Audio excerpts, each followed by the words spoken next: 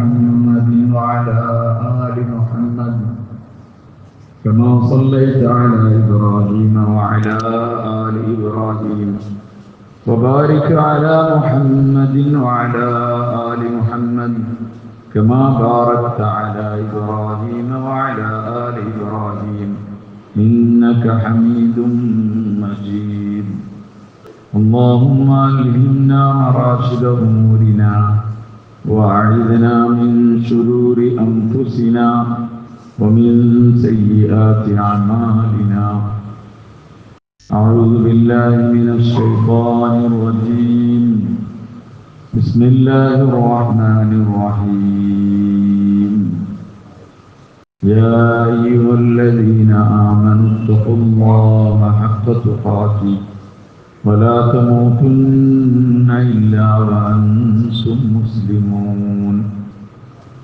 وقال النبي صلى الله عليه وسلم إن الدنيا حلوة خضرة فإن الله مستخلفكم فيها فينظر الله كيف تعملون واتقوا الدنيا واتقوا النساء وإن أول فتنة بني إسرائيل كانت في النساء أو كما قال عليه الصلاة والسلام.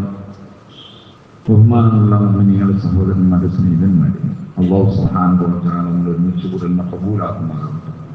നമ്മുടെ എല്ലാ തിന്മകളെയും നന്മകളാക്കാൻ കുറച്ചവർക്ക് കാരണമാക്കുമാറാകട്ടെ. അല്ലാഹു സുബ്ഹാനഹു വ തആല മനുഷ്യരുടെ രണ്ട് ലോകത്തെയും വിജയത്തിന് അല്ലാഹു നൽകിയൊരു ദീനാണ്. ദീൻ മനുഷ്യർക്ക് വിജയത്തിനുള്ളത്. ഇത്രത്തോളം മനുഷ്യന്റെ ജീവിതത്തിൽ ദീനുണ്ടാവോ അത്രത്തോളം രണ്ട് ലോകത്ത് ആർക്ക് സമാധാനം, സന്തോഷവും വിജയവും ഉണ്ടാവും. ദീൻ കുറയുന്നതിനനുസരിച്ച് മനുഷ്യനിൽ അസമാധാനവും അസന്തുഷ്ടതയും ഒക്കെ ഉണ്ടാവും. അതുകൊണ്ട് ദീൻ മനുഷ്യൻ അധ്വാനിച്ച് പരിശ്രമിച്ച് ജീവിതത്തിൽ ഉണ്ടാവുക, വെറുതെ ദീൻ ഉണ്ടാവില്ല. ദീൻ ജീവിതത്തിൽ ഉണ്ടാകാനുള്ള ഏറ്റവും എളുപ്പമായ മാർഗം സഹവാസാണ്. സഹവാസം. നബി സല്ലല്ലാഹു അലൈഹി വസല്ലം തങ്ങൾ അധമന്മാരിൽ ഏറ്റവും അധമന്മാരെന്ന് ആളുകൾ പറഞ്ഞിരുന്ന ആ മക്കക്കാരെ, മനുഷ്യത്വം മരവിച്ച് മൃഗീയരായി ജീവിച്ചിരുന്ന ആ മനുഷ്യരെ നബി സല്ലല്ലാഹു അലൈഹി വസല്ലം വളരെ കുറഞ്ഞ കാലം കൊണ്ട് ലോകത്ത് തുല്യതയില്ലാത്ത മാതൃകകളാക്കി മാറ്റി. സഹാബാക്കളെ പോലെ ലോകത്ത് തുല്യരായ മനുഷ്യരില്ല. അത്ര ക്വാളിറ്റി, അത്ര സിഫാത്തുകൾ അത് സഹാബാക്കളിലുണ്ടായി. അവർ എഴുതി വായിച്ച് നേടിയതല്ല. അവര് നബി സല്ലല്ലാഹു അലൈഹി വസല്ലം തങ്ങളുടെ സഹവാസത്തിൽ, തങ്ങളുടെ സുഹബത്തിൽ കഴിഞ്ഞുകൂടി സന്ദർഭങ്ങൾക്കനുസരിച്ച് അവരുടെ ജീവിതങ്ങളിൽ മാറ്റങ്ങളുണ്ടായി.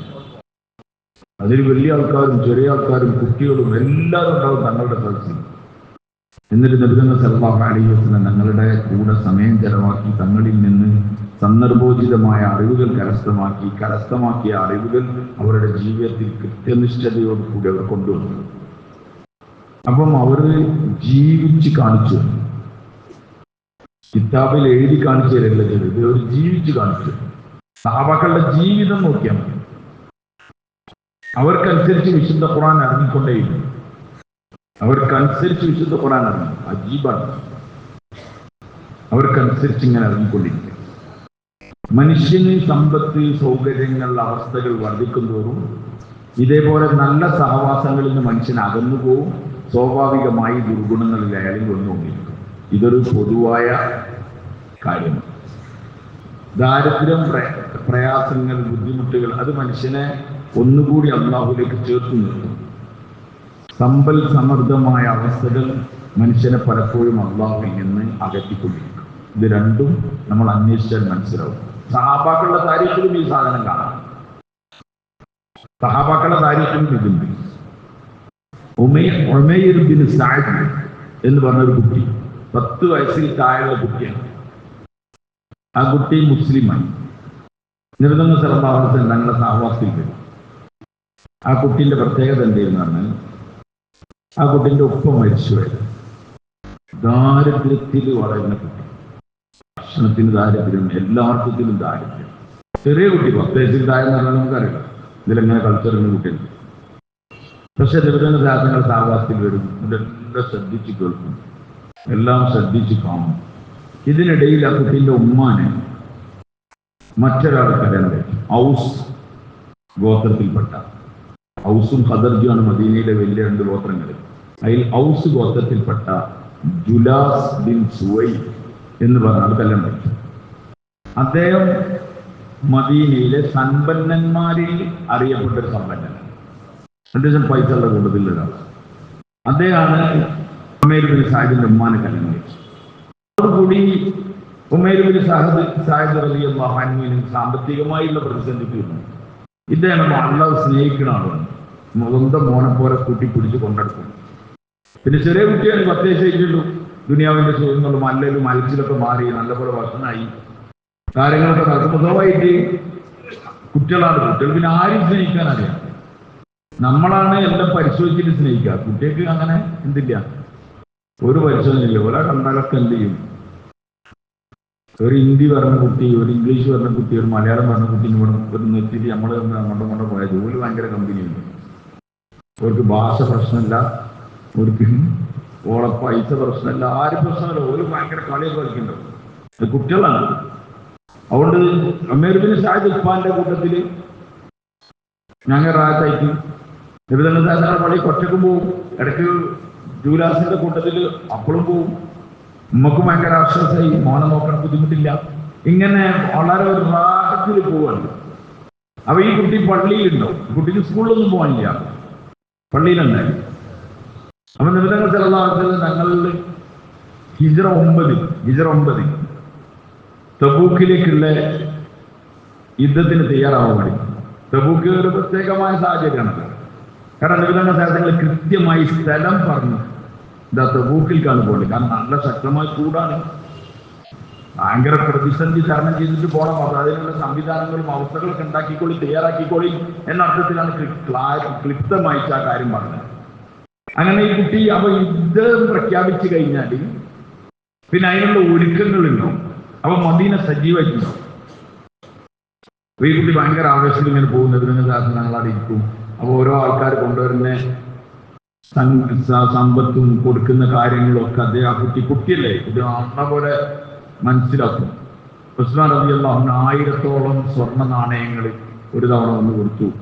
അബ്ദുറഹ്മാൻ ബിൻ ഔഫ് റളിയല്ലാഹു അൻഹു സ്വർണം കൊണ്ടുവന്നത് തോളിൽ വെച്ചിരുന്നു, സഞ്ചി തൂക്കിയിട്ടല്ല, തോളിൽ വെച്ചിട്ട് കൊണ്ടുവന്നു.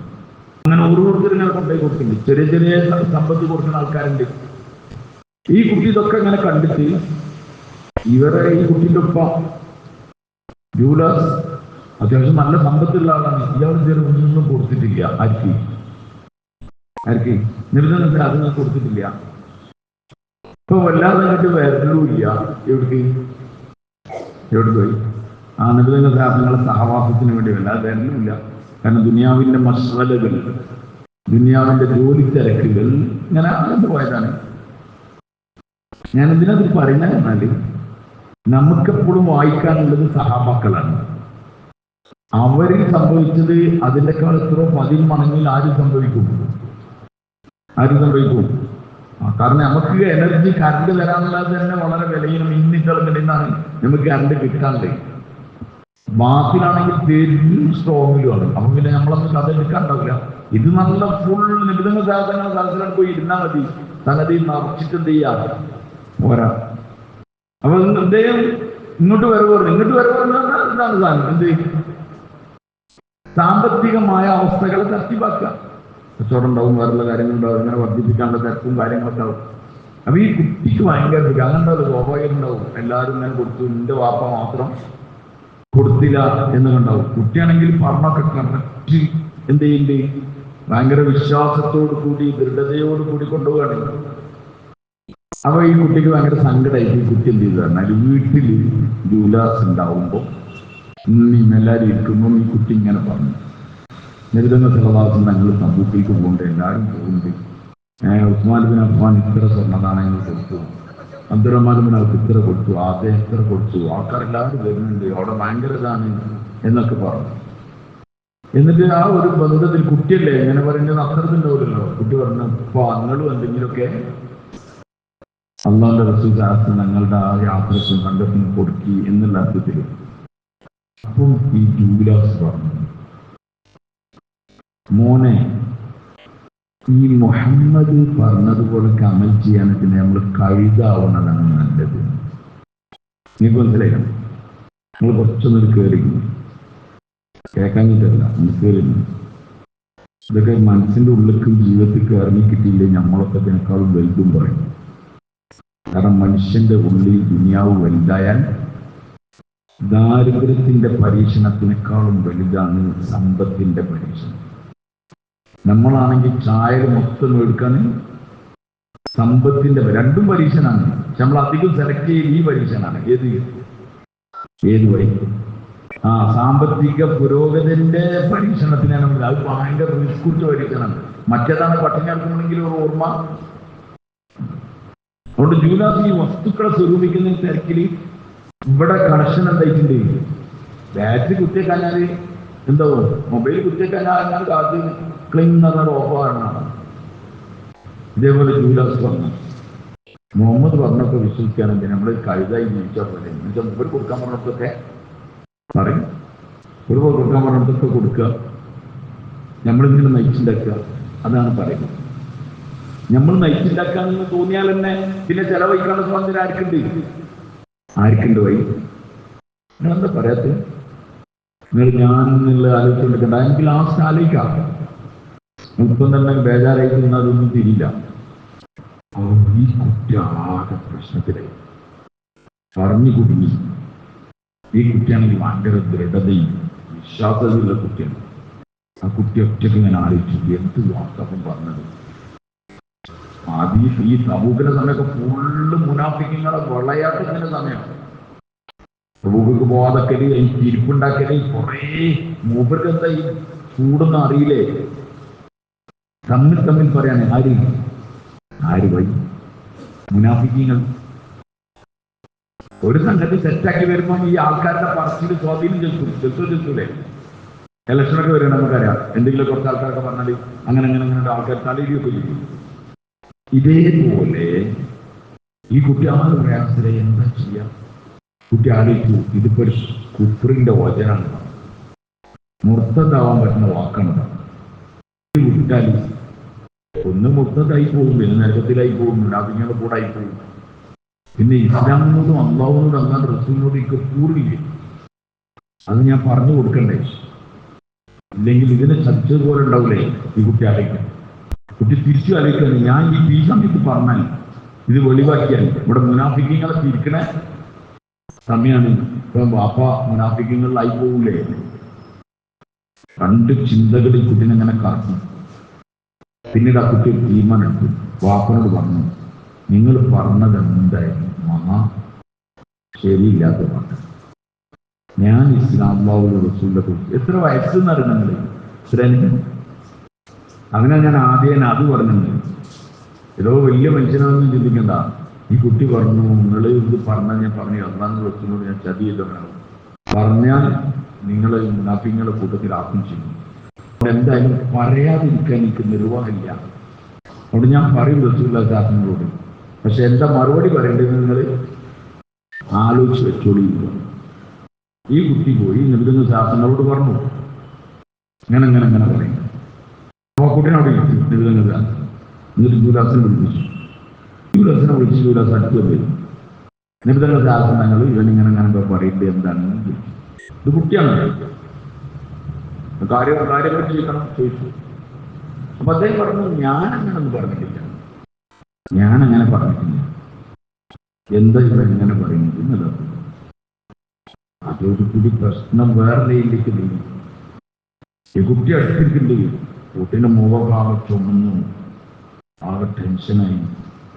ആളുകളുണ്ട് അവിടൊക്കെ. ആളുകൾ പറഞ്ഞു, ഇതന്നെയാണ് ദുനിയാവിന്റെ അവസ്ഥ.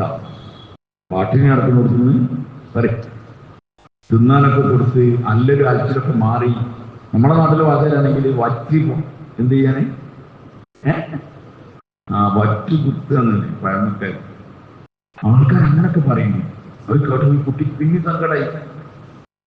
അതിൽ വേറെ കുറച്ച് ആൾക്കാർ പറഞ്ഞു, ഇല്ല, അവൻ കറക്റ്റ് പള്ളിയിലൊക്കെ വരുന്ന നല്ലൊരു കുട്ടിയെന്നത്, സത്യസന്ധനായ കുട്ടിയാണ്, ഓൻ അങ്ങനെ പറയില്ല. അങ്ങനെ അപ്പൊ എന്തായാലും ഇല്ലല്ലോ. ഈ കുട്ടി ഇങ്ങനെ പ്രാർത്ഥിക്കുന്നുണ്ട്, ഇതിന്റെ സത്യാവസ്ഥ നീ തെളിയിക്കണേ. ഇതിന്റെ സത്യാവസ്ഥ നീ തെളിയിക്കണേ എന്ന് പറഞ്ഞു. അതിനിടെ ജൂലാസ് പറഞ്ഞു, ഞാൻ വേണമെങ്കിൽ സത്യം ചെയ്യാം. എന്ത് പറഞ്ഞു? ഞാൻ സത്യം ചെയ്യാം. ആരോട്? നബിതങ്ങൾ ശാസ്ത്രങ്ങൾ. അങ്ങനെ ജൂലാസ് സത്യം ചെയ്യും, ഞാൻ അങ്ങനെ പറഞ്ഞിട്ടില്ല. ഈ കുട്ടിയെ കേട്ടതിന് കുട്ടിയുടെ കണ്ണും നോക്കായി തീർത്തു ഒലിച്ചു. ഇനി അടുത്ത സത്യം ചെയ്യേണ്ട ആരാ? ഈ കുട്ടി സത്യം ചെയ്യാനായപ്പോഴേക്കും നബിതങ്ങൾ സല്ലല്ലാഹു അലൈഹി വസല്ലം തങ്ങൾക്ക് ഇങ്ങനെ മയക്കമുണ്ട്. കണ്ണിങ്ങനെ പങ്ങളെ പോലെ അവർക്കൊരു മയക്കം. ഞാൻ സലാം കുട്ടി തിരിഞ്ഞു നോക്കും, ഏകദേശം ആൾക്കാരൊക്കെ എന്താണ്, കാരണം അത്യാത്തോടാൻ കുറച്ച് നേരം പറ്റും. വെറുതെ എന്തിനാ കളിഞ്ഞ ചെറിയ അത്യാത്തോ ഒഴിച്ച് ബാക്കി നല്ല കൊള്ളൂലുണ്ട്. നിർദ്ദങ്ങൾ നല്ലൊരു മയക്കം വരും. അവരെല്ലാവരും ഉണ്ടാതെ, കാരണം ആ മയക്കത്തിന്റെ രീതി കണ്ടാൽ അറിയാം നിർദ്ദങ്ങൾക്ക് വഴി വരുന്നുണ്ട്. എല്ലാവരും ഉണ്ടാകും. കുട്ടിക്ക് ഭയങ്കര സമാധാനമായി. കുട്ടിങ്ങനെ പ്രാർത്ഥിച്ചുകൊണ്ടിരിക്കാൻ കുറച്ചൊന്ന് എൻ്റെ കാര്യത്തിൽ നീ ഒരു വ്യക്തമായ തീരുമാനം ഉണ്ടാക്കണേ. ചെറിയ കുട്ടിയാണ്, തീരുമാനങ്ങൾ മയക്കം ഇങ്ങനെ വന്നു. കുറച്ച് നിബിധങ്ങൾ സാധനം മയക്കത്തിൽ നോക്കണം. നിബിധങ്ങൾ സാധനങ്ങൾ ഈ ആഴ്ച വിശുദ്ധ ഖുർആന്റെ സൂറത്ത് തൗബയിലാണ് എന്ന് തോന്നുന്നു. ആയത്ത് يحلفون بالله ما قالوا ولقد قالوا كلمة الكفر وكفروا بعد إسلامهم وهموا بما لم ينالوا എന്നുള്ള ഈ ആയത്ത് ഇറങ്ങി സൂറത്ത് തൗബയിലെ. യഹ്ലിഫൂന ബില്ലാഹ് മാ ഖാലു, അവർ സത്യം ചെയ്യാണ് ഞാൻ അങ്ങനെ പറഞ്ഞിട്ടില്ല എന്ന്. നിങ്ങൾ തൗബ ഓർക്കുന്നു? ഞാൻ റെഡിയില് ലൈവില് എന്ത് ചെയ്യാണ് ഇറങ്ങണം. ലൈവ് ചാറ്റ് എന്നൊക്കെ അറിയില്ലേ, അതേപോലെ യഹ്ലിഫൂന ബില്ലാഹ്, അവർ അല്ലാഹു സത്യം ചെയ്യാണ്. യഹ്ലിഫൂന ബില്ലാഹി മാ ഖാലു, അവർ പറഞ്ഞിട്ടില്ല എന്ന്. വലഖദ് ഖാലു കലിമത്തൽ കുഫർ, അവർ കുഫറിന്റെ വാക്ക് പറഞ്ഞു കഴിഞ്ഞിരിക്കുന്നു. എന്നതിന് അവസാനം പറയുന്നത് അല്ലാഹു തആല അവർക്ക് ശക്തമായ ശിക്ഷ നൽകുക. അവർ തൗബയാക്കി അവർക്ക് നല്ലതാണ്. പിന്നെ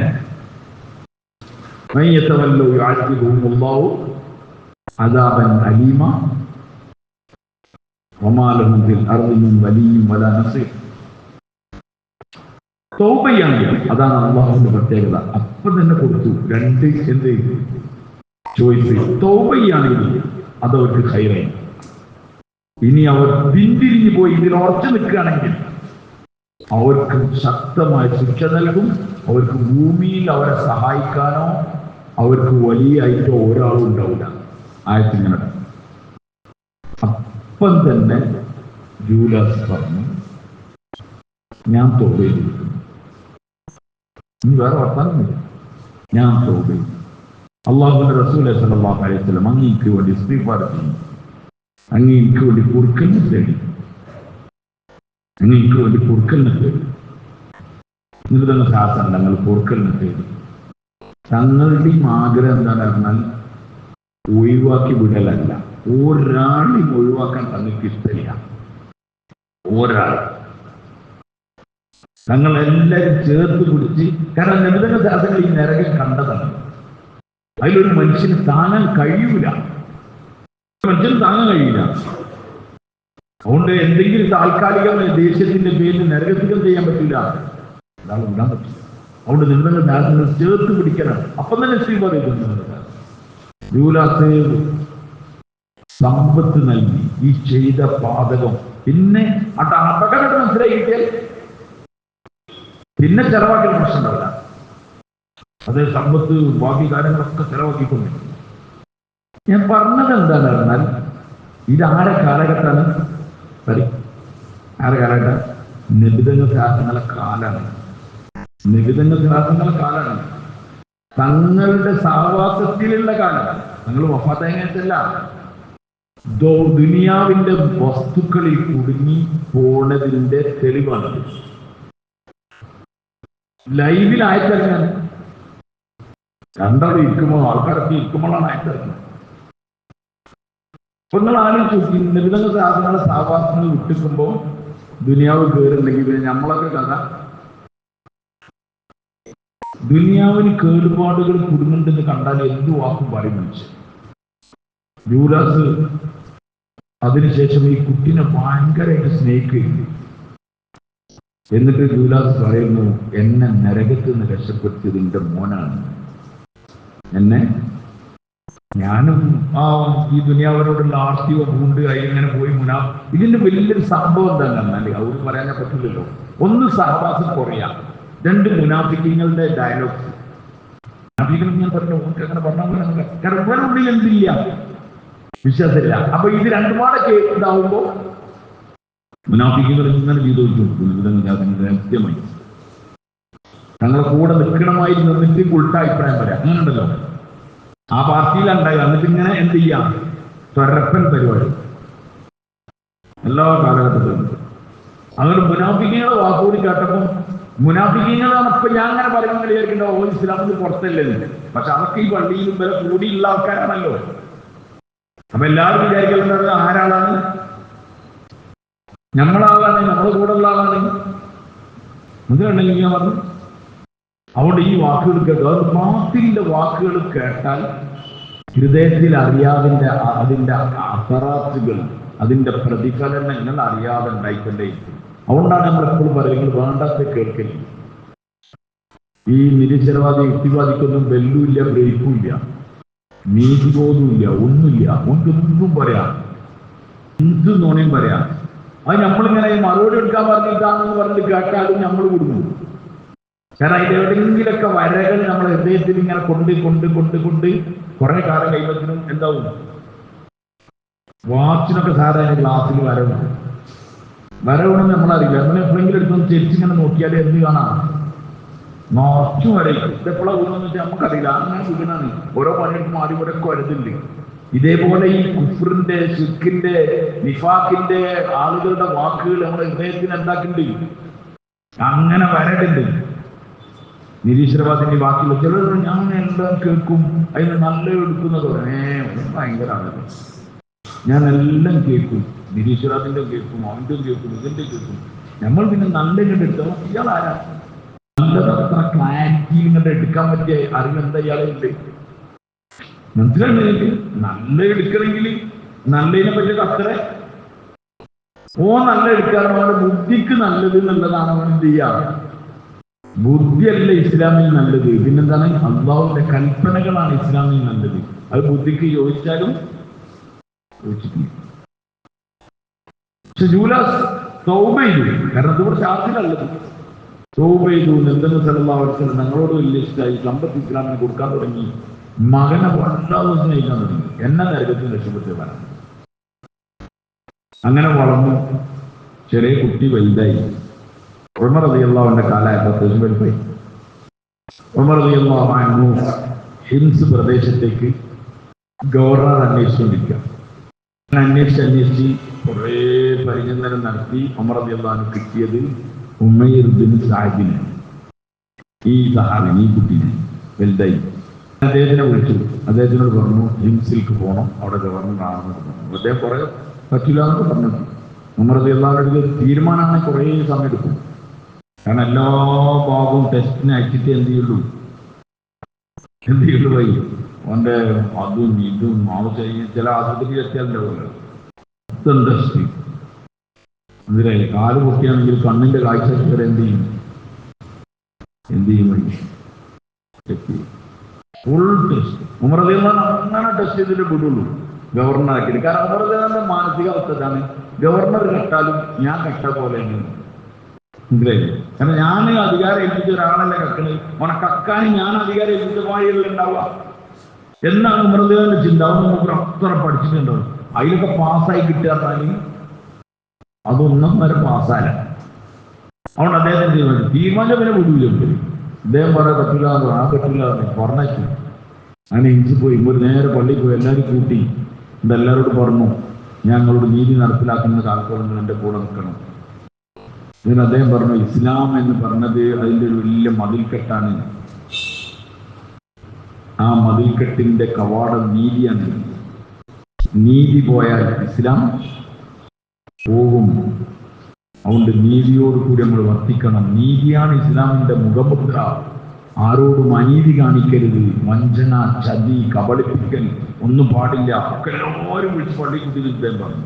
അതുകൊണ്ട് ഞാൻ അതാണ് ആഗ്രഹിക്കുന്നത്, നീതിയിൽ എൻ്റെ കൂടെ കൂടിത്തരണം എന്നൊക്കെ പറഞ്ഞ് അതിന് കുറച്ച് നല്ല ആൾക്കാരെ ഇവരിങ്ങനെ കണ്ടെത്തിയിട്ട് ഈ സക്കാത്തും അതേപോലെ തന്നെ നികുതിയും ബാക്കിയൊക്കെ പിരിക്കാൻ ആളാക്കി അവിടെ തന്നെ കൊടുക്കാനുള്ള സംവിധാനത്തെ ഉണ്ടാക്കി. അങ്ങനെ വരിക കൊടുക്കുക അതിങ്ങനെ നടത്തുന്നു.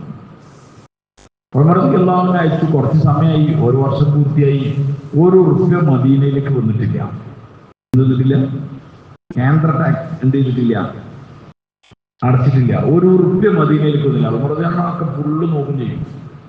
അദ്ദേഹത്തിനോട് കരുണ ചെയ്യട്ടെ, ഇങ്ങനത്തെ വേറൊരാളുടെ ഇസ്ലാമിക ചരിത്രത്തിനല്ല ലോക ചരിത്രത്തിലില്ല. അതുകൊണ്ടാണ് മഹാത്മാഗാന്ധിയൊക്കെ പറഞ്ഞത് ഉമറിന്റെ ഭരണമാണ് നമുക്ക് ആവശ്യം. നമ്മൾ ഉമർഖാനെ പഠിക്കാൻ പറ്റാണ് നമുക്ക് വരാൻ കഴിയാത്തത്. ഉമർ അദ്ദേഹം വായിച്ചു നോക്കിയപ്പോൾ ഏതിലെ ഭരണത്തിന്റെ കണ്ണിലൂടെ വായിച്ചു നോക്കുമ്പോൾ ക്ലാരിറ്റി ഉള്ള വേറെ ഒരു മനുഷ്യണ്ടാവില്ല. ഇന്നത്തെ കമ്പ്യൂട്ടറും മറ്റേ നോക്കാനുള്ള കാലമല്ലല്ലോ. എത്രയേ സ്ഥലത്ത് ഗവർണർമാരുണ്ടാവും, ഓനെന്താ അയച്ചത്, ഇവനെന്താ തന്നത്, ഓനെന്താ തരാത്തത് എന്നൊക്കെ നോക്കാൻ. അങ്ങനെ ആണെന്നറിയുമ്പോ അള്ളാന്റെ പണിക്കാരങ്ങനെ ഇരിക്കും. ഭയങ്കര സെലക്ഷൻ്റെ ആളെ പോയി. ഒരു ജൂതൻ അങ്ങനെ കണ്ടു ഉമർദിയല്ലാഹു, ഓനെ സംസാരിച്ചു. ഞാൻ ഇന്നലെ പറഞ്ഞിരുന്നു ഉമർദിയല്ലാഹുവിന് ഫിറാസത്തുണ്ട്, അങ്ങനെ ദീർഘദൃഷ്ടിയുണ്ട്. അപ്പൊ ജൂതനോട് സംസാരിച്ചാൽ ഭയങ്കര കണക്കിന്റെ ആളാണ്. സെറ്റപ്പിൽ കണക്ക് കൈകാര്യം ചെയ്യാൻ ഉമർദിയല്ലാഹു കൂട്ടുകാർക്ക് പറഞ്ഞ് ചെങ്ങായെങ്ങാൻ മുസ്ലിം ആയിരുന്നെങ്കിലും ബൈത്തുൽ മാലിലെ കണക്ക് ഇവനെ ഏൽപ്പിക്കാമായിരുന്നല്ലോ എന്ന് ഹിദായത്ത് കിട്ടിയിരുന്നെങ്കിൽ. ഉമർദിന്റെ പ്രത്യേകത ഒരു മനുഷ്യന്റെ കഴിവിനെ കണ്ടറിഞ്ഞിട്ട്, അല്ലാണ്ട് വെറുതെ ഭരണം ഉണ്ടാവില്ല, അതിന്റെ സിസ്റ്റത്തിൽ എത്തൂല. അതും അങ്ങനൊക്കെ ചിന്തിച്ച് ഒരു ദൂതനെ കണ്ട നമുക്ക് എന്താവുക, ഇതൊക്കെ ഇസ്ലാം കിട്ടിയിരുന്നെങ്കിൽ ഇയാളെ അതൊക്കെ നമുക്ക് ഉപയോഗിക്കുന്നില്ല. അങ്ങനെ ഉമർ റളിയല്ലാഹു അൻഹു കണക്കൊക്കെ നോക്കി മൂപ്പർ നോക്കുമ്പോൾ ഹിംസിന് ഒരു ഉറുപ്പ്യ വന്നിട്ടില്ല. എവിടേക്ക്? ബൈത്തുൽ മാലിലേക്ക്. അപ്പം തന്നെ ഉമർ റളിയല്ലാഹു അൻഹു ഉമൈർ ബിൻ സഅദിനോട് എത്രയും പെട്ടെന്ന് മദീനയ്ക്ക് വരണം. അതാണ് അതിന്റെ പ്രത്യേകത. കത്തുമായി ഒരാൾ പോയി, കത്ത് കിട്ടി, വായിച്ചു, അവിടുത്തെ കാര്യങ്ങളൊക്കെ തർത്തീബാക്കി ആൾക്കാരെ ഏൽപ്പിച്ചു. ഉമൈർ ബിൻ സഅദ് മാറുന്നു മദീനയിൽ. ദിവസങ്ങൾ കഴിഞ്ഞ്, കുറേ ദിവസം കഴിഞ്ഞതിന് ശേഷം ക്ഷീണിച്ച് അവശനായ ഒരാൾ ഉമർ റളിയല്ലാഹു അൻഹുവിന്റെ മുമ്പിലേക്ക് ഇങ്ങനെ വന്നു. ഉമർ റളിയല്ലാഹു അൻഹു നിങ്ങൾക്ക് എന്ത് പറ്റി, ഭയങ്കര ക്ഷീണമുണ്ടല്ലോ, നിങ്ങൾ എങ്ങനെ വന്നത് നിർത്തി. അപ്പൊ അതേ പറഞ്ഞ ഞാൻ നടന്നാണ് വന്നത്. എവിടുന്ന്? ഷാമിന്ന്. ഷാമെന്ന് പറഞ്ഞാൽ നമ്മളെ ഈ പലസ്തീൻ ജോർദാനൊക്കെ പ്രദേശത്തിന് അവിടെ എല്ലാം. അവിടുന്ന് നടന്നാണ് വന്നത്. ഞാൻ എൻ്റെ സാധനങ്ങളും സാമഗ്രികളൊക്കെ കെട്ടി വലിച്ച് ഇവിടെ എത്തിയതിന് ചെറിയൊരു ക്ഷീണമായി പോയതാണ്. അപ്പൊ ഉമർ റളിയല്ലാഹു അൻഹു ചോദിച്ചു, നിങ്ങൾക്ക് അവരാരും ഒരു വാഹനം തന്നില്ലേ എന്ന് ചോദിച്ചു. ഒരു ഗവർണറായിട്ട് അവരാരും നിങ്ങൾക്ക് ഒരു വാഹനം തന്നില്ലേ എന്ന് ചോദിച്ചു. അപ്പോൾ ഈ ഉമർ ബിൻ സഅദ് പറഞ്ഞു, അവർക്ക് വാഹനം തന്നതുമില്ല, ഞാൻ അവരോട് ചോദിച്ചതുമില്ല. ചോദിച്ചിട്ട് തരാത്തല്ല, ഞാൻ അവരോട് ചോദിച്ചില്ല. അവിടുന്ന് കണ്ടറിഞ്ഞിട്ട് എനിക്ക് തന്നിട്ടുമില്ല. ഞാൻ എൻ്റെ സാധനങ്ങളൊക്കെ അയച്ചു വരാൻ വേണ്ടി. അപ്പോൾ ഉമർ ചെന്ന് ചോദിച്ചു, ഉമർ വേഗം ചിന്തിച്ചു, ഒരു കൊല്ലായിട്ട് ഇങ്ങോട്ടൊന്നും അയച്ചിട്ടില്ല, അപ്പോൾ അത്യാവശ്യം എന്തുണ്ടാവും, നികുതി ഉണ്ടാക്കുന്ന സാധനങ്ങളൊക്കെ ഉണ്ടാവും, ആ ഭാരം ചുമന്ന് വന്നാണ്, നിങ്ങൾ എന്തൊക്കെ കൊണ്ടുവന്നു ചോദിച്ചു.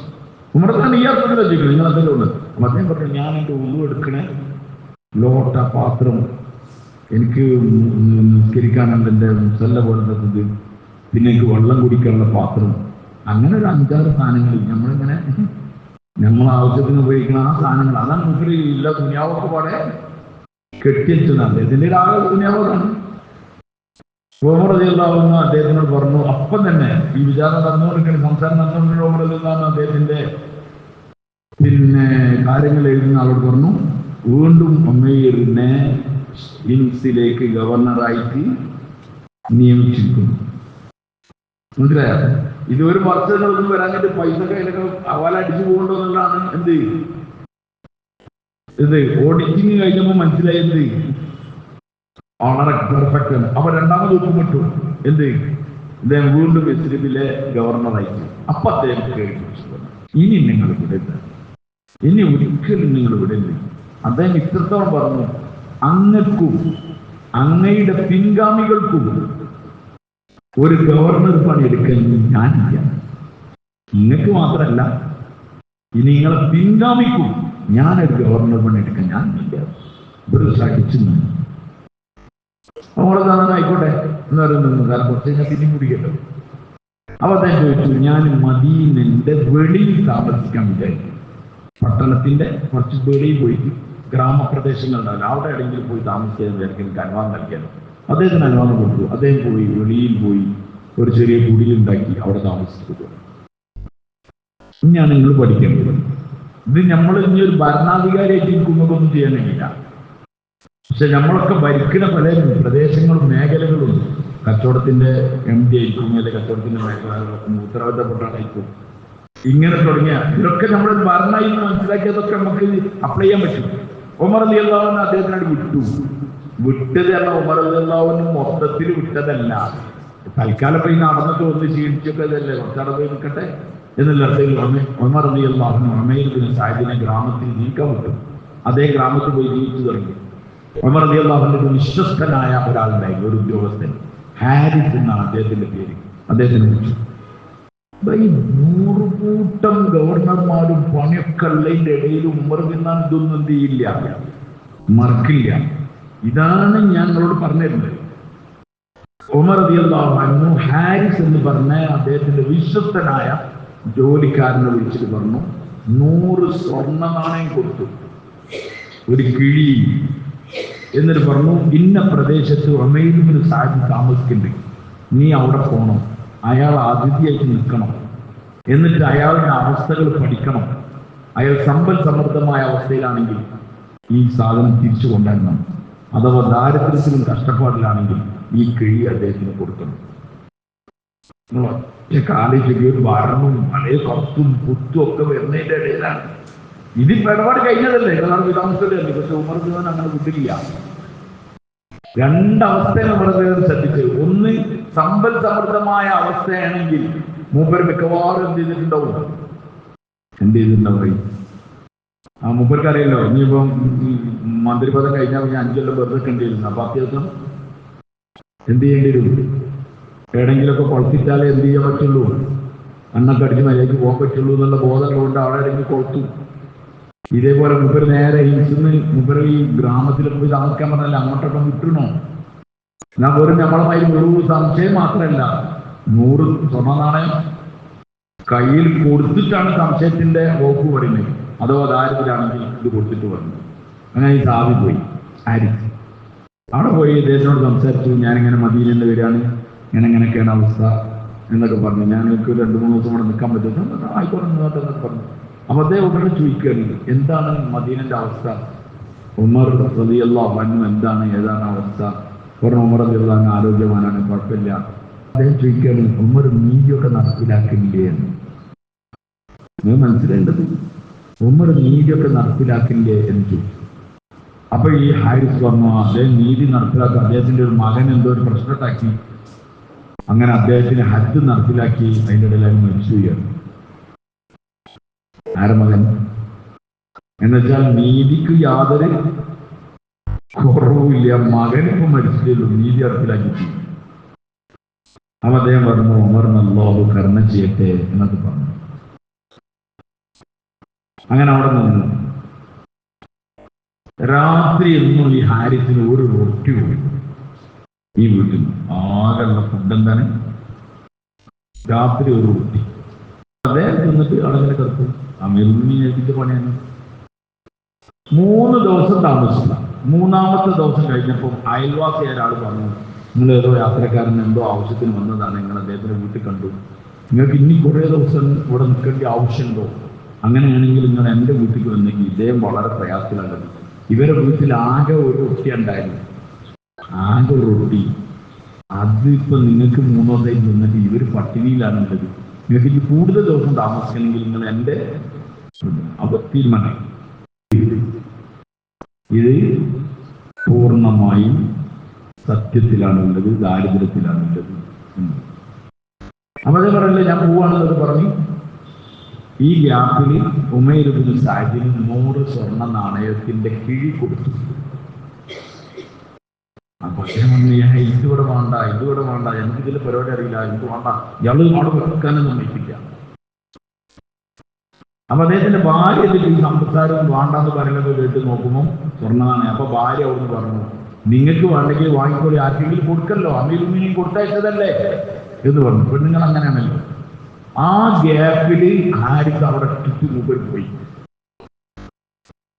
അപ്പം തന്നെ ആ യുദ്ധത്തിൽ എന്നെ ഭാര്യനോട് തുണി ഉണ്ടെന്ന് പറഞ്ഞു, ചെറുതായിട്ട് കീറി അതിൽ ഇങ്ങനെ സ്വർണ്ണ നാണയങ്ങളാക്കി എല്ലാ സ്ഥലത്തും കൊടുത്ത് ഒറ്റ സ്വർണ്ണ നാണയം ബാക്കിയാക്കാതെ ആക്കിയിട്ടാണ് അദ്ദേഹം ഉറങ്ങിയത്. അങ്ങനെ അത് കഴിഞ്ഞു ഉമർ റളിയല്ലാഹു അൻഹുവിന്റെ അടുക്കൽ പോയി മുഴുവൻ സംഭവം പറഞ്ഞു.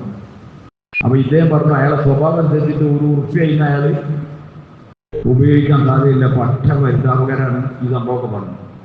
അപ്പൊ നമ്മളാണെങ്കിൽ എന്താ ചെയ്യുക? നിങ്ങൾ പറയും. നമ്മളാണ് അവർക്ക് 100 സ്വർണ്ണ നാണയം കൊടുത്താൽ ഓൻ വേണ്ടെങ്കിൽ എന്താക്കാനാ, അങ്ങനെ ജീവിച്ചോട്ടെ. ഈ ആളങ്ങനത്തെ ആളല്ല.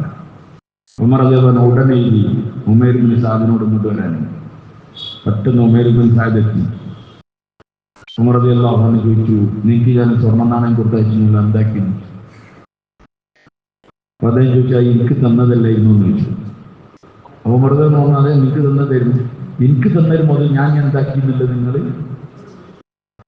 നിങ്ങൾ ചോദിക്കേണ്ട ആവശ്യമില്ല, എനിക്ക് തന്നല്ല എന്റേതല്ലേ, എനിക്ക് എന്താ കാട്ടിയെന്ന്. ഉമർ റളിയല്ലാഹു അൻഹു എന്താ വേറെ കൈ വെച്ചേക്ക്, അതൊന്നും വേണ്ട, നീ പറ നീ എന്താ ചെയ്തത് പറ എന്ന് പറഞ്ഞു. അപ്പൊ അദ്ദേഹം പറഞ്ഞു, സമ്പത്തും സന്താനങ്ങളും പ്രയോജനം ചെയ്യാത്ത ദിവസത്തേക്ക് ഞാൻ അതിനെ മാറ്റി വെച്ചിട്ടുണ്ട്. മറുപടി അതാണ്. എന്താണ് മറുപടി? യൗമ ലാ യൻഫഉ മാലും വലാ ബനൂൻ, സന്താനങ്ങളും സമ്പത്തും പ്രയോജനം ചെയ്യാത്ത ദിവസത്തേക്ക് ഞാൻ അത് മാറ്റി വെച്ചിട്ടുണ്ട്. നിങ്ങളൊരു കഥയ്ക്ക് കേൾക്കരുത്. ഇതിന്റെ ഓരോ സാധനവും നമ്മൾക്ക് ആവശ്യമുള്ളതാണ്. നമ്മൾക്ക് അന്നത്തെ ഒരു ദിവസം വരാണ്ട് എന്നുള്ള ബോധം കൂടി ഇല്ല. നമ്മളെ തന്നെ വിചാരിച്ചാൽ മരിച്ചു എല്ലാവരും മത്സരം വരും. അപ്പൊ നമ്മൾ മുസ്ലിങ്ങളല്ലേ, നമ്മളങ്ങോട്ട് പോയിക്കോളിയാകും, നമ്മൾ അങ്ങോട്ട് പോയിട്ട് ഇങ്ങനെ അങ്ങനെ പോയി തുറന്നിട്ട് പിന്നെ ഉള്ളിൽ അതാപ്പോൾ നമ്മൾ വിചാരിച്ചിരിക്കുന്നത് മത്സരന്റെ കടുപ്പോ അതിന്റെ വിചാരന്റെ ഗതികളൊന്നും നമുക്കറിയില്ല. നമ്മൾ അതീതും വായിക്കില്ല, ആയിട്ടും ഓതില്ല.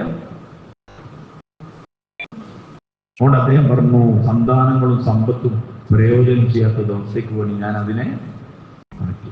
ഉമർ റളിയല്ലാഹു അൻഹു പറയുന്നതിൽ നിന്നും അപ്പത്തിന് ഉമർ റളിയല്ലാഹു അൻഹുവിന്റെ അടുക്കൽ ഒരു ഒട്ടകം നിറച്ച് സാധനം കൊണ്ടുവരാൻ പറഞ്ഞു. ബൈത്തുൽ മാലിൽ ഭക്ഷണത്തിന്റെ 2 ജോഡി വസ്ത്രം എടുക്കാൻ പറഞ്ഞു. ഉമർ അത് കൊണ്ടുവന്നു. ഉമൈർ ഇബ്നു സഅദിനോട് പറഞ്ഞു, ഇതാ നിങ്ങൾ ഈ സാധനങ്ങളൊക്കെ പോയിക്കൂടിയാണ്. അപ്പൊ ഉമൈർ പറഞ്ഞു, വേണ്ട, സാധനങ്ങളൊന്നും വേണ്ട, അത് അവിടെ വീട്ടിലുണ്ട്, കുറച്ച് ഗോതമ്പ് അവിടെ ഉണ്ട്, അത് കഴിയുമ്പോഴത്തേനും വേറെ എന്തെങ്കിലും വഴികൾ തുറക്കും, അതുകൊണ്ട് ഭക്ഷണം വേണ്ട, ഈ വസ്ത്രം ഞാൻ എടുക്കാം. അപ്പൊ ഉമർ റളിയല്ലാഹു അൻഹു എടുക്കാന്ന് പറയുമ്പോൾ സാധനം ഉണ്ടാവും, മുന്നോട്ട് വസ്ത്രം. അപ്പൊ അദ്ദേഹം പറഞ്ഞു, എന്റെ ഭാര്യന്റെ വസ്ത്രം ഉരുങ്ങി തീരാറായിട്ട് നിസ്കരിക്കാൻ ഇപ്പം ഞാൻ നിസ്കരിച്ച് കഴിഞ്ഞിട്ടാണ് ഓളെ നിസ്കരിക്കുന്നത്, അതുകൊണ്ട് ഈ വസ്ത്രം ഞാൻ എടുക്കാം. അങ്ങനെ വസ്ത്രം എടുത്തിട്ട് കൊടുക്കും. കുറച്ച് ദിവസങ്ങൾ കഴിഞ്ഞപ്പോൾ ഉമൈർ റളിയല്ലാഹു അൻഹു വഫാത്തായി എന്ന് ഉമർ റളിയല്ലാഹു അൻഹു അടുക്കൽ വന്നു. ഉമർ റളിയല്ലാഹു അൻഹു കുറേ കരഞ്ഞു. എന്നിട്ട് ഉമർ റളിയല്ലാഹു അൻഹു പറഞ്ഞു, ഉമറിന് ആവശ്യമുള്ള ആൾക്കാർ ഓരായിരുന്നു, ഓരോരുത്തരൊക്കെ അള്ളാഹുവിലേക്ക് യാത്ര. വലിയൊരു അധികാരിക്ക് ഭയങ്കര ഇഷ്ടമുള്ള ആളാണ്. നമ്മൾ മനസ്സിലാക്കിയിട്ട് വലിയൊരു അവസ്ഥ, സഹവാസം എന്ന് പറഞ്ഞ എത്ര വലിയ കാര്യമാണ്. ചെറുപ്പത്തിൽ വെറുതെ ദാസങ്ങളോടുള്ള സഹവാസത്താണ് ഈ സത്യസന്ധതയും ഈ ദുനിയാവിനോടുള്ള വിരക്തിയും ഈ സ്ഥാനങ്ങളൊക്കെ അയച്ച് ജീവിക്കണം. ഓരോ മുന്നിലുള്ള വലിയ കാര്യം, ഒരു കടമ്പ കടക്കാനുണ്ടെങ്കിൽ അവിടെ ഹിസാബിൽ ഇത് കുടുങ്ങാൻ പാടില്ല,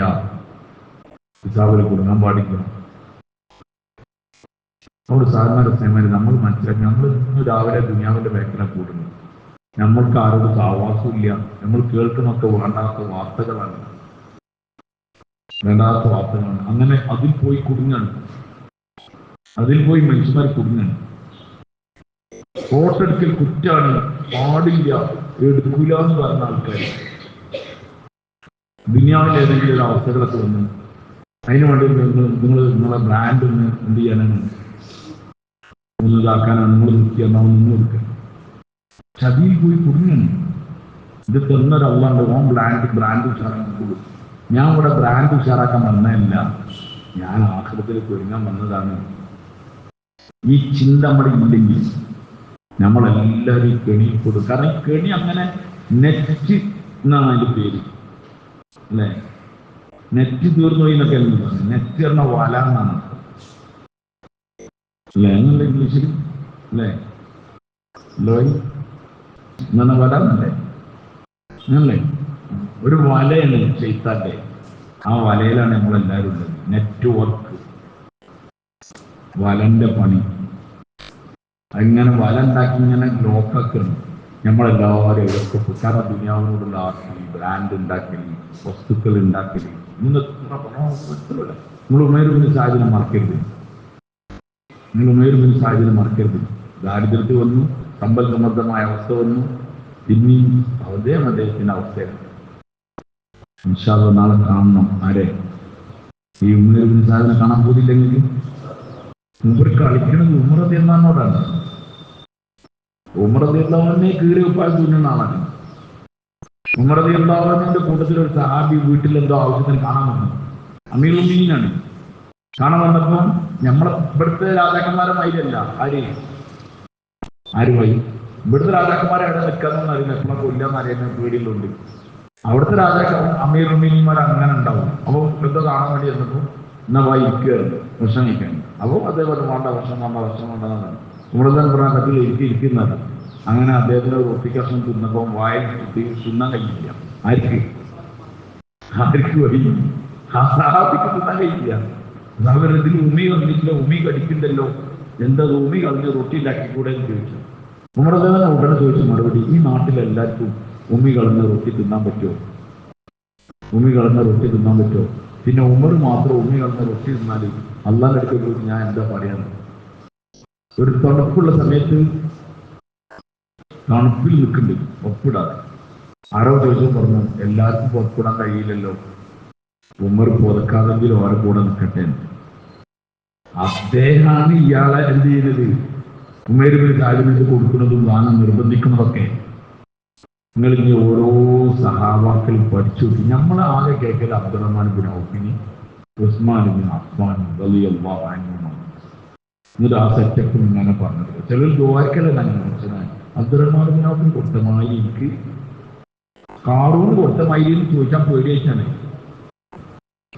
ആഗ്രഹം അതാണ്. ഏത് വഴി കാറൂണ് കിട്ടി അവരെ ചോദിച്ചാൽ പറ്റൂലല്ലോ. അപ്പൊ ചോദിക്കലേ അബ്ദുറഹ്മാൻ ബിൻ ഔഫിന് കൊടുത്തമായി ഇനി പൈസക്കാരനാക്കണ കൊടുത്തത്. അത് ദ്വാരക്കുന്ന ആൾക്കാരുണ്ട്. എന്നോടൊരാൾ, നമ്മളെ വാണ്ടപ്പെട്ട ഒരാളിനോട് പറഞ്ഞു, ഞാൻ അങ്ങനെ ദ്വാരക്കില്ല, ഞാൻ നല്ല പറഞ്ഞു. കാരണം ഇതൊക്കെ വന്നാലെന്താകുക, അബ്ദുറഹ്മാൻ ബിൻ ഔഫ് പോയിട്ട് കാറൂണി വെല്ലു ആര് നമ്മളൊക്കെ. കാരണം നമുക്ക് തെർബിയത്ത് കിട്ടിയിട്ടില്ല, തെർബിയത്തും തെർബിയത്തും ഇല്ലാതെ ഈ സാധനം വന്നാൽ എന്താകുക? അതുകൊണ്ട് ഇപ്പൊ ഈ പരീക്ഷനാണ് സമ്പത്ത്, ദാരിദ്ര്യം പരീക്ഷനാണ്. കുറച്ചുകൂടി സേഫ് ഏതാണ്? അതിലേക്ക് ദാരിദ്ര്യം ചോദിക്കുന്നു വേണ്ട, ചെറുക്കിലെത്തി പോകും.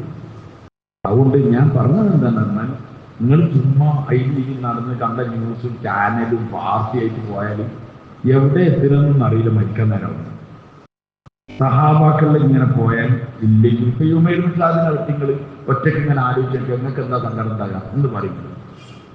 ഒരു സങ്കടം ഉള്ളതൊക്കെ മതിയല്ലോ. നമ്മൾ ആരോ ബോധിപ്പിക്കാനാണ് അധികം ഉണ്ടാക്കുന്നത്. പെരുണ്ടാക്കുന്ന ആൾക്കാർ മോൻക്ക് വേണ്ടിയിട്ടല്ല. വലിയ പെരുണ്ടായാലേ മോക്ക് നല്ല കല്യാണം വരുള്ളൂ, മോന് നല്ല കല്യാണം വരുള്ളൂ. ചില കല്യാണം കഴിപ്പിച്ച് വലിയ പട്ടി പോവാം കാലത്തേക്കാണെങ്കിൽ. കാരണം ഇങ്ങനെ കല്യാണം അല്ലാതെ നടക്കുന്നു. അയാളേക്ക് വല്ല വണ്ടി, അയാളെ ഇപ്പം അതാണ് മറ്റേതാണ്. അതിനൊക്കെ എന്ന് വെച്ചാൽ ഒന്നും ഒരു അഡ്രസ്സും ഇല്ല. ഇന്റെ ഒരു പച്ചുണ്ട്, അതിൽ കിട്ടണമൊക്കെ മതി എന്ന് ചിന്തിച്ചാൽ. അതുകൊണ്ട് ഞാൻ പറഞ്ഞത് എന്താണെന്നാൽ സഹാബാക്കളെ പറ്റി നിങ്ങൾ ആലോചിക്കും, സഹാബാക്കളെ പറ്റി നിങ്ങൾ പഠിക്കും. അത് പഠിച്ച എപ്പോഴും ടോപ്പും മുതലാളിമാരാണ്. ആരുമായി നമ്മൾ ഏത് സാധനം എടുത്താലും പോലും നമ്മളെക്കാളും എന്താണ് നമുക്ക് ദുനിയാവിൽ പ്രവേശമില്ല. കാരണം ഒരു പറഞ്ഞ വാക്കന്നെ എന്താണ്, എന്ത് ചെയ്ത് കാട്ടിയാൽ നമ്മൾ ഞാൻ പാവങ്ങളുണ്ട് കുറെ അടുത്ത്, മറ്റോടത്ത് അവിടെ കുറെ വേറെ ആൾക്കാരുണ്ട്, അങ്ങനെ ഓരൊക്കെ കഷ്ടപ്പാട് തീർക്കാൻ വേണ്ടി ഞാൻ ചെലവാക്കിയാൽ നമ്മൾ പറയാം. ഉമേർ ബിൻ സാദ് എന്താ പറഞ്ഞത്? മർമ്മത്തിന് എന്താ പറഞ്ഞത്? നിങ്ങൾ അണ്ടർലൈൻ ചെയ്യേണ്ട സാധനമാണ് അത്. സമ്പത്തും സന്താനങ്ങളും പ്രയോജനം ചെയ്യാത്ത ദിവസത്തേക്ക് വേണ്ടി ഞാൻ മാറ്റി വെച്ചതാണ്. ഇത് കേൾക്കുമ്പോൾ നിങ്ങൾ വിചാരിക്കരുത് കുറെ പൈസ ഉണ്ടാക്കി അങ്ങോട്ട് കൊടുക്കാം. 100 ഉറുപ്പ്യ ഉള്ളവന് 10 ഉറുപ്പ്യ എടുക്കാം. ഞങ്ങളുടെ പൈസ ഉണ്ടാക്കി കൊടുക്കാൻ ആരും ചെയ്യണ്ട. നമ്മൾ ദാരിദ്ര്യം തീർന്നിട്ട് കൊടുക്കാമെന്ന് വിചാരിക്കണ്ട. ഇദ്ദേഹത്തിന് എത്ര ദാരിദ്ര്യം നിങ്ങൾ പറയും? ഭാര്യന്റെ വസ്ത്രം ഒരുങ്ങിപ്പോയിട്ടുണ്ട്, എന്നാ 500 തവണ എടുത്തിട്ട് ഒരു വസ്ത്രം വാങ്ങാൻ അദ്ദേഹം ചിന്തിച്ചിട്ടില്ല. അതുകൊണ്ട് സമ്പന്നനായി ചെലവാക്കാൻ കഴിയുന്ന ആരും വിചാരിക്കണ്ട. എല്ലാ അവസ്ഥയും എന്തെങ്കിലുമൊക്കെ ചെലവാക്കുക, അള്ളാഹ്ക്ക് വേണ്ടി കൊടുക്കുക. സമ്പത്തും സന്താനങ്ങളും പ്രയോജനം ചെയ്യാത്ത ദിവസത്തെ അബ്ദുല്ലാഹിബ്നു അബ്ബാസ് ഇബ്നു ഉമർ റളിയല്ലാഹു അൻഹുവിന്റെ ഒരു സംഭവം ഞാൻ പറഞ്ഞിരുന്നല്ലോ. ഒരു ഇടയൻ മലഞ്ചെരുവില് ആടിനെ ചോദിച്ചപ്പം ആട് തരൂല എന്നൊക്കെ പറഞ്ഞ് അള്ളാഹിനെ കാണില്ലേ എന്നൊക്കെ ചോദിച്ചില്ലേ. കൊട്ടന് വേദനയ്ക്ക് എന്താ നിങ്ങൾ നോമ്പ് വെച്ചെന്ന് ചോദിച്ചപ്പോൾ അദ്ദേഹം എന്താ മറുപടി പറഞ്ഞത്? നിങ്ങളോ അദ്ദേഹം മറുപടി പറഞ്ഞത്, ഞാൻ അയ്യാമുൽ ഖാലിയക്ക് വേണ്ടി ഒരുങ്ങാണ്. അയ്യാമുൽ ഖാലിയ എന്നാണ് മഹ്ശറക്ക് വേണ്ടി. അപ്പോൾ ഓരോ പണിയെടുക്കും. നമ്മളുടെ മോളെ കല്യാണത്തിന് വേണ്ടിയിട്ട് വെളിച്ചെണ്ണ ആട്ടിയെടുക്കുക, അല്ലെങ്കിൽ അങ്ങനെ ചെയ്തെടുക്കുക, ഒക്കെ കുറെ മുന്നേ മല്ലിമൂളൊക്കെ റമദാൻ വരുന്നതിൽ പൊടിച്ചെടുക്കുക എന്നൊക്കെ പറഞ്ഞ മാതിരി ഇങ്ങനെ ഒരുങ്ങലുണ്ടല്ലോ ഓരോ കാര്യത്തിന്. ഓരോ കാര്യത്തിന് നമ്മൾ ഒരുങ്ങല്ലോ. ഇതേപോലെ ഇതിനെ വലിയൊരു ഒരു ഡേറ്റ് വെച്ച് നിൽക്കുകയാണ്. ഏതിനെ വഴി? മഹ്ശറന്. അപ്പൊ അതിലേക്ക് മാക്സിമം എന്ത് ചെയ്യാൻ? ചെലവാക്കാൻ, മാക്സിമം ഒരുങ്ങാണ്. ആവശ്യക്കാരില്ല. ചിലപ്പോൾ വെളിച്ചെണ്ണൊക്കെ കാണുന്ന ചില പറയും ആ വെളിച്ചെണ്ണ തോന്നട്ടോ, അത് നമുക്ക് ഇപ്പൊ തൽക്കാലം എന്തെങ്കിലുമൊക്കെ കാട്ടിങ്ങൾ ഒപ്പിച്ച് പോയിക്കോടിന്നാ പറയും. കാരണം അവിടത്തേക്ക് മാറ്റിയേക്കാണ്. ഇതേപോലെ നമ്മളും അയ്യാമുൽ ഖാലിയയിലേക്ക് എന്നൊക്കെ പറഞ്ഞ് ആ ദിവസത്തേക്ക് മാറ്റിയേക്കണം. അവിടേക്ക് ഒരുങ്ങണം. 2-3 കാര്യങ്ങൾ ഇതിനുള്ളിൽ നിങ്ങൾ വലിച്ചെടുത്തിട്ടില്ലെങ്കിൽ നമുക്ക് ഈ സംഭവങ്ങളൊന്നും മനസ്സിലാക്കാം. ഒന്ന്, സഹവാസം പോയാൽ ആൾക്ക് വരും. ഇടയ്ക്കിടയ്ക്ക് ദുനിയാവിന്റെ ചവിട്ടിങ്ങനെ കേട്ടുകൊണ്ടിരിക്കണം. ദുനിയാവിന്റെ മഹത്വം പറഞ്ഞാൽ കൊണ്ടു നിന്നാൽ പിന്നെ അതാണ്ടാകുക. ദുനിയാവിനെങ്ങനെ മേടുന്ന ആൾക്കാരുണ്ടാവും, അതിങ്ങനെ കേട്ടുകൊടുക്കണം. അപ്പോഴേ നിങ്ങൾക്ക് ആവുള്ളൂ. 2, മജാലിസ് സുലഹ, നല്ല മനുഷ്യരുടെ സഹവാസത്തിൽ നിന്ന് ദൂരായി പോയാൽ ശിർക്കിലും കുഫറിലും വരെ എത്തും. നബിയുടെ മുമ്പ് വന്നിട്ട് ഇങ്ങനെ ഒരു കാര്യം പറയാൻ അദ്ദേഹത്തിന് ധൈര്യം വന്നില്ലേ? നിങ്ങൾ ആലോചിക്കും, ഞാൻ അങ്ങനെ പറഞ്ഞിട്ടില്ല എന്ന് നിന്നെ സത്യം ചെയ്യാൻ ധൈര്യം വന്നില്ലേ? അപ്പൊ അവർക്ക് അങ്ങനെ നബിയുടെ ജാതങ്ങളുടെ മുമ്പിൽ അങ്ങനെ ചെയ്യാൻ ധൈര്യം വന്നില്ലെങ്കിൽ നമുക്കൊക്കെ എന്തൊക്കെയുള്ളതാണ്. നമുക്ക് അങ്ങനത്തെ ആരും ഇല്ല. അതുകൊണ്ട് സഹവാസത്തെ മുറുകെ പിടിക്കണം. പൈസ ഉണ്ടാക്കാനല്ല വലിയ കാര്യം, സഹവാസത്തെ മുറുകെ പിടിക്കാം. ഇതിനാണ് പറഞ്ഞത്, ഇടയ്ക്കിടയ്ക്ക് ഇങ്ങനെ മാസത്തിൽ ചുരുങ്ങിയത് 3 ദിവസമെങ്കിലും എന്ത് ചെയ്യണം, ഈ കാര്യങ്ങൾ കേൾക്കാൻ വേണ്ടി കച്ചവടം തിരിച്ചൊക്കെ ഒന്ന് ഒഴിവാക്കി പള്ളിയിൽ എവിടെയെങ്കിലൊക്കെ പോയി കൂടുന്നത്. ആൾക്കാർക്ക് ഇതിനായി പോണേ ഇവിടെയൊന്നും മനസ്സിലാവില്ല. അന്നത്തെ പള്ളി ഒരു തോന്നുന്നെങ്കിൽ ഇവിടെയും പള്ളി ഇല്ലെന്നാ ചോദിക്കുന്നത്. ഹൃദയത്തിന്റെ ക്ലീനിങ് നടക്കുന്നത് ആരും അറിയില്ല. അതുകൊണ്ട് അള്ളാഹുവിന്റെ മാർഗ്ഗത്തിൽ പുറപ്പെട്ടുകൊണ്ടിരിക്കുക, സാലിഹ്യങ്ങളുടെ മജ്‌ലിസുകളിൽ പോയി കൂടിക്കൊണ്ടിരിക്കുക, സാലിഹ്യങ്ങളുമായുള്ള ബന്ധങ്ങൾ വെക്കുക, കാര്യങ്ങളെ നല്ല നിലയിൽ ഗ്രഹിക്കുക. അതുകൊണ്ട് ഞാൻ വീണ്ടും നിങ്ങളോട് പറയുന്നു, സഹാബാക്കളെ പറ്റി നിങ്ങൾ പഠിക്കുമ്പോൾ നമുക്ക് നമ്മളെ ജീവിതത്തിൽ എന്തെങ്കിലുമൊക്കെ വഴിത്തിരിവുകൾ ഉണ്ടാവും. അള്ളാഹ് നിങ്ങൾക്ക് അമൽ ചെയ്യാൻ തോന്നിക്കുകയും ഖൈറിന്റെ എല്ലാ വഴികളും